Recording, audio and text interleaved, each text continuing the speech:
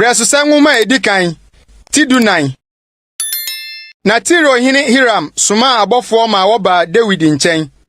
Wode ntwiniduro nua ne abantofo ne nua paifo ba se o mesi dan ma no. Na David hunu se Awurade asinu Israel so hene. Na ne man Israel nti wama na hene so.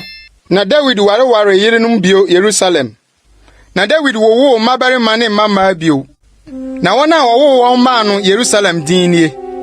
Samuel ni Sobab, Nathan ni Salomo, ni Yibia, ni Elisua, ni Elpelet, ni Noga, ni Nefeg, ni Yafia, ni Elisama, ni Beliada, ni Elifelet. Na Filistifo te se wasra David dinasi Israel nyina so hene no. Filistifo nyina afro ba se odebehwehwe David. Na David tie no ofuradi kohia won. Na Filistifo no ba de bayire Rephaim bonhwamu. Ena David kobisa Onyankopon se, Menko Filistifo no ho na wo de won behye mensa ana. Na Awurade ka kire no se, Ko na me di won behye wo nsa.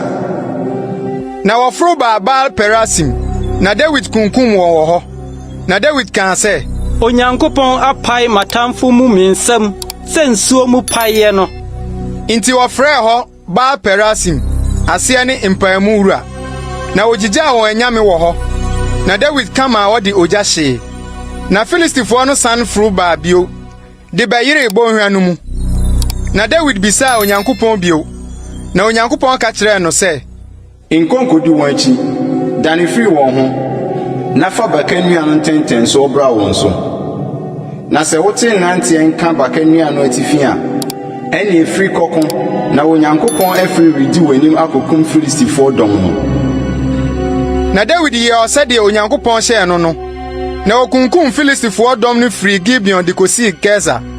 Na David din tahye nsase no nyina so. Na Awurade ma ne huhu ba amanaman no nyina so.